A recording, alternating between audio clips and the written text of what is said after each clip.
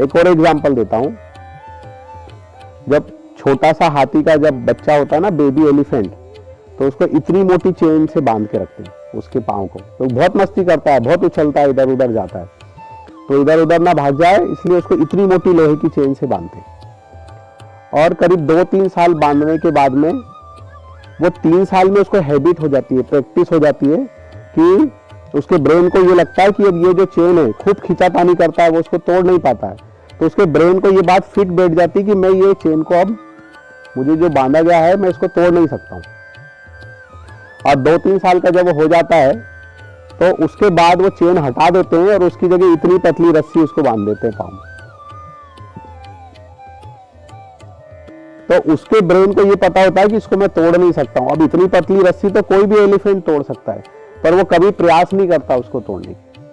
तो इस तरह हमारे ब्रेन में ऐसी ऐसी धारणाएं बंधी हुई है, ऐसी ऐसी चीजों से हम बंधे हुए हैं कि उसको हम चाह कर भी ब्रेक नहीं कर पाते। उसको बोलते हैं धारणाएं, परिभाषाएं, देशनाएं। जब हम उन चीजों में बंध जाते हैं तो हमको कोई चाहिए उससे फ्री करने वाला, और फ्री कोई लेक्चर से कोई फ्री नहीं होता। ये कहानी सुन करके जीवन में कोई फ्रीडम नहीं आएगा, ये कहानी सुन करके कोई आपको आत्म साक्षात्कार नहीं होगा, ये कहानी सुन करके आपको इनलाइटमेंट नहीं होगा। उसके लिए आपको क्या करना होगा, किसी तरह की साधना में उतरना होगा। अब साधना तो बहुत सारी है, लाखों साधना है, करोड़ों तरह की साधना है, करोड़ों तरह की विधियां हैं। कौन सी विधि हमको लगेगी? तो जब प्रॉपर किसी अथोराइज्ड पर्सन के पास आप जाकर के जब आप लर्न करोगे, सीखोगे, और उस विधि को जब आप अपनाओगे तो वो विधि धीरे धीरे धीरे धीरे काम करती है। अब मैं बोलता हूं कि क्रिया योग ही क्यों, दूसरी चीजें क्यों नहीं? क्योंकि मैंने बहुत सारी चीजें सीखी। तंत्र मार्ग में गया, अघोर मार्ग में था मैं, मेरा बचपना ही इन सब साधना में, अलग अलग तरह की साधनाओं से गुजरा है। जब मैं क्रिया योग में आया और मैंने जाना कि इन सिद्ध गुरुओं ने क्रिया योग को इतने फाइन तरीके से डिजाइन किया है कि वो इतने बारीकी से चीजों को बदल देता है कि आपको कभी पता भी नहीं चलता कि हमारे जीवन में इतना बड़ा परिवर्तन हो गया। और वो कैसे बदलता है? जब हम मां के पेट में थे तो सबसे पहले जब बेबी बनता है तो वो इतना छोटा सा मांस का पीस तैयार होता है पेट में, और डॉक्टर उसको जब देखता है सोनोग्राफी में तो सबसे पहले क्या देखता है? वो सोनोग्राफी में हार्ट बीट देखता है, उसका पल्पिटेशन। तो वो जो हार्ट बीट है, इसका मतलब यह है कि सबसे पहले जो बनता है मां के पेट में वो बनता है हृदय। दिमाग नहीं बनता है, मस्तिष्क नहीं बनता है, सबसे पहले बनता है बच्चे का हार्ट बनता है। और वो हार्ट धीरे धीरे धीरे परिपक्व होता है और फिर उसके बाद बेबी का शरीर बनता है। अभी भी दिमाग उसका नहीं बनता है, मस्तिष्क तो होता है पर वो डेवलप नहीं होता है। जब वो जन्म लेता है तो हार्ट उसका पूरा बना हुआ होता है। जन्म लेने के बाद हवा लगती है तो उसका ब्रेन बड़ा होता है। कभी सुना है कि बेबी ने जन्म लिया तो उसका हार्ट बड़ा हो गया? ऐसा नहीं होता। उसका हार्ट पूरा बंद करके जन्म लेता है वो, और मस्तिष्क उसका एकदम से बड़ा हो जाता है, बॉडी उसकी बड़ी हो जाती है, दिमाग उसका बड़ा हो जाता है। तो मां के पेट में रहने के लिए उसको दिमाग की जरूरत नहीं थी, उसको जरूरत थी दिल की, और उस दिल का अटैचमेंट था मां के दिल से। मतलब इसकी हार्ट बीट और मां की हार्ट बीट एक दूसरे के साथ कनेक्ट थी। तब वो 9 महीने एकदम सेफ पेट में रहा। अभी आपको आधा घंटे आंख बंद करके बिठा दे या किसी कमरे में, कोठरी में आपको बंद कर दे तो आप घबरा जाओगे, बेचैन हो जाओगे, पागल हो जाओगे। और 9 महीने आप मां के पेट में कैसे रहे? क्योंकि वहां पे आपके पास दिमाग नहीं था, आपके पास दिल था। जैसे ही हम संसार में जन्म लेते हैं तो हमारा दिमाग डेवलप होता है। इस संसार में जीने के लिए हमको जरूरत होती है ब्रेन की, हार्ट की जरूरत नहीं होती है। रिश्तों को निभाने के लिए, प्रेम करने के लिए हमको दिल की जरूरत होती है, वहां दिमाग की जरूरत नहीं होती। पर संसार में जीने के लिए दिमाग की जरूरत होती है। और हम जो है, दिमाग मतलब मन, जो हमारा मन है, वो मन रूपी जो है मकड़ी जाले बुनती है, कई तरह के जाले बुनती है। हम जाले क्यों बुनते हैं? मकड़ी जाला क्यों बुनती है? कीड़े को फंसाने के लिए। तो आप बहुत सारे लॉजिक लगाते हो मन द्वारा बहुत सारे दलीलें देते हो, बहुत सारे विचार, बहुत सारी चीज़ें जोड़ते हो, रिश्ते बनाते हो, फ्रेंडशिप करते हो, किसी से प्यार से बात करते हो, किसी से हेट करके बात करते हो, किसी को डोमिनेट करके बात करते हो, किसी को पुचकार के बात करते हो। ये सब क्या है? ये मन रूपी मकड़ी का बुना हुआ जाला रहता है। आप किसी के साथ संबंध क्यों बना रहे हो? क्यों? क्योंकि वो मन रूपी मकड़ी उसको फंसाना चाहती है। ये कड़वा सच है। आप घर में, परिवार में, पति से, बच्चों से, माता से, पिता से, फ्रेंड से, सोसाइटी से, सब जगह आपको पता होता है कहाँ कैसा हमको बिहेव करना है। अगर इसके विपरीत बिहेव करेंगे तो हमारे संबंध खराब हो जाएंगे। मतलब वो पता है कि अगर सही जाला बुनेंगे तो कीड़े फंसेंगे उसमें, गलत जाला बुना तो कीड़ा एक भी उसमें नहीं फंसेगा। तो कीड़े का मतलब होता है हम चीजों को बटोरना चाहते हैं, हम अपने पास इकट्ठा करना चाहते हैं, और इकट्ठे करने से हम एक दिन क्या होता है, वो मन रूपी मकड़ी खुद ही उस जाले में फंस जाती है। हम संबंध जोड़ते हैं, रिश्ते जोड़ते हैं, और हम खुद ही एक दिन उन संबंधों में फंस जाते हैं, पीड़ित होते हैं। तो पीड़ित जब होते हैं तो हमारी बॉडी में जो सेल्स हैं, करोड़ों सेल्स हैं, हमारी जो शरीर जो बना है वो करोड़ों सेल्स से बना हुआ है, और सेल के अंदर एक, उसको बोलते हैं माइटोकॉन्ड्रिया, उसकी अपनी एक सेल्फ मेमोरी होती है। तो वो मेमोरी क्या करती है, आपके साथ सुख और दुख के क्षण आपके जीवन में गुजरते हैं। तो सुख का जो पावर है वो इतना होता है, और दुख का जो पावर होता है वो इतना होता है। जब कोई भी चीज आपको कोई हर्ट करता है, आपको कोई गाली देता है, तो अंदर तक आप उसकी पीड़ा को महसूस करते हो। लेकिन कोई आपको अच्छे वचन बोलता है, थैंक यू बोलता है, या आपकी तारीफ करता है, तो वो ऊपर वो डीप तक नहीं जाती वो बात। किसी की गई तारीफ जो है वो ऊपर होती है, लेकिन किसी की गई बुराई जो है वो डीप तक जाती है। इसका मतलब नेगेटिव एनर्जी का इफेक्ट गहरा होता है, और पॉजिटिव एनर्जी का इफेक्ट ऊपर होता है। तो जो हमारे जो शरीर के जो सेल्स होते हैं, जो माइटोकॉन्ड्रिया जो होती है, मेमोरी जो होती है, वो नेगेटिव एनर्जी मतलब पेन को गेन कर लेती है, पेन को अपने अंदर स्टोर कर लेती है। और 7 साल, 14 साल, 21 साल, ऐसे 7 वर्ष में जो है धीरे हम पाते हैं कि जब हम 40 साल के हो जाते हैं, 45 साल के हो जाते हैं, तो हमारा ये जो मस्ती है, हमारा जो उछलना कूदना है, हमारा जो आनंद है, वो धीरे कम हो जाता है। बच्चों में जो मस्ती देखने को मिलती है, धीरे हम जब एक सर्टेन एज में जब आते हैं तो हमारी वो मस्ती, हमारा उछलना, वो कूदना गायब हो जाता है। क्यों? क्योंकि जो माइटोकॉन्ड्रिया में क्या केज करके रखा है, सबसे ज्यादा पेन। तो वो दर्द से भरा हुआ अब हमारा शरीर, हमारा सेल्स पूरा बन जाता है। तो पूरे समय हम किस में होते हैं?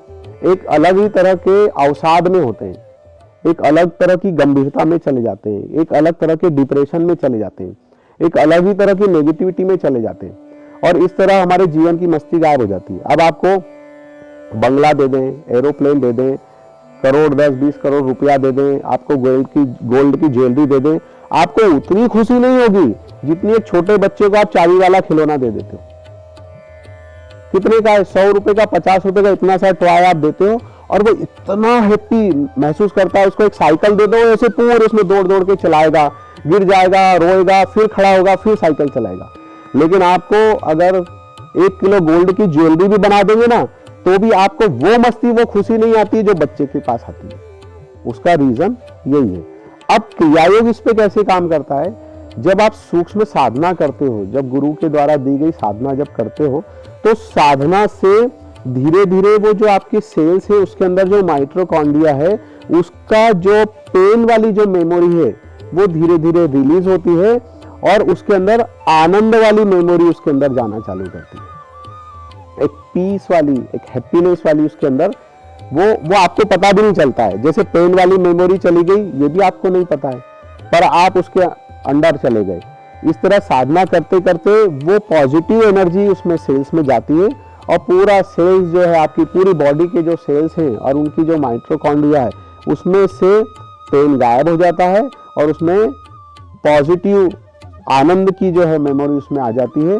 तब आपको समझ में आता है कि मेरे जीवन में क्या परिवर्तन हुआ है। वो धीरे होता है, एक दिन में नहीं होता है। इसलिए कहा कि क्रियायोग की जब आप साधना करोगे तो 3 महीने के बाद उसके रिजल्ट आपको मिलना चालू होते हैं, और 5 साल 6 साल में तो फिर जो कर रहे हैं साधना उनको पता है। गुप्त इसलिए कहा जाता है इसको गुप्त रखने के लिए क्योंकि ये इतनी सूक्ष्म चीज है, आप इसको किसी को बताते बैठोगे तो वैसे ही आप डिप्रेशन का शिकार हो, तो वैसे ही आपको थोड़ी किसी की कही हुई बात का तुरंत असर हो जाता है। जब आप किसी को ऐसे बताने जाओगे और उसको वो चीज नहीं मालूम है तो वो क्या करेगा, आपको डोमिनेट करेगा, आपका मजाक उड़ाएगा, तो आप जो कर रहे हो ना वो भी छोड़ दोगे। जब कोई बच्चा ज्यादा शो अप करके पढ़ाई करता है तो एक दिन पढ़ना बंद कर देता है, क्योंकि उसके साथ वाले फ्रेंड ही उसको क्या बोलते हैं, क्या किताबी कीड़ा है, क्या पूरे टाइम पढ़ते रहता है, चलो हम थोड़ा खेलते हैं। और जो बच्चा छुपा करके अपनी पढ़ाई करता है, एग्जाम में भी जो भी बुक लेके आएगा छुपा करके पढ़ाई करेगा, वो अच्छे नंबर से पास होता है। ये आप लोगों को पता है। तो क्रिया योग सबसे पहले आपके सेल्स से स्टार्ट होता है, आपके एक एक रोम में वो चीजों को फैलाता है, उसमें डालता है और फिर धीरे धीरे वो जर्नी आपकी आत्मा तक जाती है। अब क्रिया योग और कैसे काम करता है वो भी मैं बता देता हूं। एक होती है डिजायर, हर आदमी की अपनी एक डिजायर होती है, उसके अंदर उसको आप क्या हुक भी बोल सकते हो, और एडिक्शन, दो तरह की चीजें होती है, एक डिजायर हुक और एक है एडिक्शन। तो हम जब देखते हैं कि बहुत से समाज में हम लोगों को देखते हैं कि कोई स्मोक करता है, कोई अल्कोहल पीता है, या कोई अलग अलग तरह की, किसी को कोई चॉकलेट बहुत खाता है, कोई कॉफी बहुत पीता है, उसको पता होता है कि इसके ड्रॉबैक क्या है, इसकी नेगेटिव इफेक्ट क्या है, फिर भी वो उन्हीं चीजों को ही पकड़ करके रखता है, उनको छोड़ के नहीं पाता है। तो उसके पीछे जो पहले मैंने बताया कि आपकी जो बॉडी के जो सेल्स है, जो वो नेगेटिव एनर्जी से भर जाते हैं, तो नेगेटिव एनर्जी की अपनी एक डिमांड होती है और पॉजिटिव एनर्जी की अपनी एक डिमांड होती है। तो हमारा शरीर दो तरह की ऊर्जाओं से बना हुआ है, एक पॉजिटिव एनर्जी और एक नेगेटिव एनर्जी। जब नेगेटिव एनर्जी हमारे शरीर में ज्यादा बढ़ जाती है तो नेगेटिव एनर्जी क्या डिमांड करती है, नेगेटिव चीजों की डिमांड करती है। हमको ज्ञान के द्वारा, हमारे अंदर चेतना के द्वारा हमको पता होता है सही क्या है और गलत क्या है, फिर भी हमारा गलत पर कंट्रोल नहीं होता है और सही पर हम चल नहीं पाते। तो ये जो क्रिया करने से, अब नियमित जब आप साधना करते हो, तो जब आपके सेल्स जब है पॉजिटिव चीजों से भर जाते हैं तो आपकी नेगेटिविटी कम होती है अंदर, धीरे धीरे आपको पता नहीं चलता, वो अपने आप ही होता है। जब पता चलता है तो दूसरे मार्गों में क्या होता है, आपको कंट्रोल करना पड़ता है, उपवास करो, इतने घंटे बैठ करके साधना करो, आप ये चीजें मत खाओ, ये चीजें खाओ। यहाँ पे आपको क्या करना पड़ रहा है, बाहर से कंट्रोल डालना पड़ रहा है। लेकिन जब आपका कंट्रोल ढीला पड़ेगा तो ये चीजें वापस आप पे हावी हो जाएगी। कई लोग ऐसे हैं जो 4 साल 5 साल अल्कोहल छोड़ी फिर वापस अल्कोहलिक हो गए, 6 महीने साल भर कॉफी छोड़ी फिर वापस कॉफी पीने लग गए। तो क्रिया क्या करता है, क्रिया आपको कंट्रोल करने को नहीं बोलता, आपको ऊपर से नहीं कहा जाता कि आप उपवास करो, आप नॉनवेज मत खाओ, आप अल्कोहल मत पियो, आप स्मोक मत करो। क्रिया योग ये नहीं कहता, क्रिया ये बिल्कुल नहीं कहती। इस पंथ में हम ये नहीं कहते आप ये मत खाओ वो मत खाओ। आप जो खाते हो, जैसे हो वैसे हमको प्यारे हो। आपके अंदर आप लोभी हो, कामी हो, कपटी हो, लालची हो, आप जो भी हो, जैसे भी हो, हम वैसे आपको अपने स्कूल में एडमिशन देते हैं। आप उसकी चिंता मत करो, आप पापी हो, आप पुण्यात्मा हो, आप अच्छे हो, आप बुरे हो, उसकी आप बिल्कुल चिंता मत करो। आप बस भर्ती हो जाओ। भर्ती हो गए, भर्ती होने के बाद आपको जो टेबलेट दी जा रही है वो खाओ, बस, बाकी चिंता मत करो। तो टेबलेट दी जा रही है वो खाओ, इसका मतलब आपको जो साधना दी जा रही है, आप समय निकाल करके आप 1 घंटा आधा घंटा अपनी साधना को जब समय देते हो तो क्या होता है, उस साधना के प्रभाव से जब सेल्स में परिवर्तन होता है, जब सेल्स में परिवर्तन होता है तो उसके इफेक्ट से पूरे अंदर सारी चीजों में परिवर्तन होना चालू हो जाता है। एक होता है आप चॉकलेट देखी और चॉकलेट खाने का मन किया, उसके पहले चॉकलेट नहीं देखी, चॉकलेट की कल्पना की और आपको चॉकलेट खाने का मन किया, आप गए खरीदी, आपने चॉकलेट खा ली। फिर सेकेंड स्टेज होती है चॉकलेट देख करके आपका मन ललचाता है, चॉकलेट खाना चाहिए। फिर तीसरी स्थिति यह आ जाती है कि चॉकलेट आपके सामने पड़ी हुई है, सिगरेट का पैकेट आपके सामने रखा हुआ है, एल्कोहल की बोतल आपके सामने रखी हुई है और आपके मन में इच्छा ही नहीं है उसको पीने की, उसको भोगने की, उसको करने की। तो ये मन में जो इच्छा ही नहीं है ये क्या है, वो कहीं से तो आती है, वो इच्छा, वो क्रेविंग कहीं से तो आती है। तो वो जो क्रेविंग जहां से आती है, जो इच्छा आती है, तो उसके दो सोर्स होते हैं, एक नेगेटिव सोर्स होता है और एक पॉजिटिव सोर्स होता है। तो नेगेटिव सोर्स को वो खत्म करके पॉजिटिव सोर्स को बना देता है। इस वजह से आपकी जो इच्छा होगी वो फ्रूट खाने की, सैलेड खाने की, जूस पीने की, सात्विक जीवन जीने की, कम सोने की, अपने आप ही आपके जीवन में परिवर्तन होता है। आपको जबरदस्ती उठाया नहीं जाता कि आप 5 बजे उठो, आपको जबरदस्ती ये नहीं बोला जाता ये खाओ, ये करो। ये क्रिया योग का प्रभाव ही ऐसा होता है, इस साधना का प्रभाव ऐसा होता है कि अपने आप आपका जीवन परिवर्तन होना चालू हो जाता है। लेकिन उसके लिए बात वही है, आप साधना में उतर के जब आप साधना करते हो तब परिवर्तन होगा। खाली लेक्चर सुन करके परिवर्तन नहीं होगा कि 3 साल से तुम आओगे लेक्चर ही सुनोगे खाली और साधना करोगे नहीं और फिर बोलोगे कुछ परिवर्तन नहीं हो रहा है। तो ये तो डॉक्टर के पास जाते हो, डॉक्टर के पास पर्ची लिखवाते हो, मेडिकल से दवाइयां खरीदते हो, सब ले जाके अलमारी में रख देते हो या 8 दिन के बाद डस्टबिन में डाल देते हो। फिर 6 महीने के बाद फिर जाग आती है, फिर डॉक्टर के पास जाते हो, फिर डॉक्टर को दिखाते हो, फिर मेडिसिन लाते हो, फिर डस्टबिन में डाल देते हो। तो उससे जीवन में परिवर्तन नहीं होगा। उसके लिए आज आप चलोगे, आज स्टार्ट करोगे, तब आपकी यात्रा पूरी होगी। आप चलोगे ही नहीं, खाली बैठे ही रहोगे, सोचते ही रहोगे कौन सा व्हीकल लूं, कौन सी गाड़ी पकड़ूं। जाना तो है पर हम सोच ही रहे। तो टू मच थिंकिंग भी जो है कई बार आपको चीजों तक पहुंचने नहीं देती है। जहां बहुत ज्यादा सोचना है वहां ज्यादा सोचो, जहां नहीं सोचना है वहां मत सोचो। क्योंकि सबसे पहले मैंने उसमें ये कहा था कि यहाँ पे आप लोग आए हो दिमाग की आवाज सुन करके नहीं आए हो, दिल की आवाज सुन करके आए हो। आप अपने अपने हार्ट की आवाज सुन करके आए हो। क्योंकि यहाँ कोई प्रोडक्ट तो सेल किया नहीं जा रहा है कि मैं आप कोई प्रोडक्ट बेच रहा हूँ आपको और आपका ब्रेन कन्विंस हो गया तो आप वो चीज खरीद करके ले गए। यहाँ ब्रेन के कन्विंस होने और नहीं होने की तो बात ही नहीं है। यहाँ आपके हृदय को फील करने वाली बात है कि अगर आप मेरे पास बैठ करके मेरी एनर्जी को फील करके अच्छा महसूस करते हो तो ये पाथ आपके लिए। या मेरे पास बैठ करके मेरी एनर्जी से आपको अच्छा फील नहीं होता है तो इसका मतलब ये आपका पाथ नहीं है। इसमें आपको कितना भी प्रलोभन दिया जाए आप इस मार्ग पर मत चलना। आप वेट करना, आप प्रार्थना करना, रोज भगवान से प्रार्थना करना कि मेरा सही मार्ग क्या है, सही पाथ क्या है, मुझे वो दिखाओ। उनकी क्रेविंग बदल गई है। क्रेविंग बदल गई मतलब अब साधना किसी दिन नहीं की तो उनको ऐसा लगता है अभी अच्छा नहीं लग रहा, कुछ तो भी छूट गया, कुछ तो भी मिस हो गया। कितनों को ऐसा लगता है? बगैर साधना की आपको लगता है आज अगर साधना नहीं की या गलती से नहीं कर पाए या बिजी रह गए तो खाली खाली लगता है। तो इसको आप क्या समझते हो? ये क्रेविंग आपकी कन्वर्ट हो गई, आपको पता ही नहीं चला। चाय की, कॉफी की, अल्कोहल की, सिगरेट की जैसे क्रेविंग होती है, ऐसी अब किस चीज की क्रेविंग हो गई आपको? साधना की क्रेविंग हो गई कि आज जप नहीं किया, आज आधा घंटा 10 मिनट 20 मिनट जप में साधना में नहीं बैठे तो ऐसा लग रहा है कुछ किया ही नहीं, पूरा दिन बेकार गया। उदास उदास लगता है, मन बुरा बुरा, गिल्टी फील होता है। तो ये क्रेविंग बेस्ट है या अल्कोहल की क्रेविंग बेस्ट है? आज जप नहीं किया वो क्रेविंग बेस्ट है या आज गर्लफ्रेंड से नहीं मिलने गए तो मन उदास है, वो क्रेविंग बेस्ट है? कौन सी क्रेविंग बेस्ट है?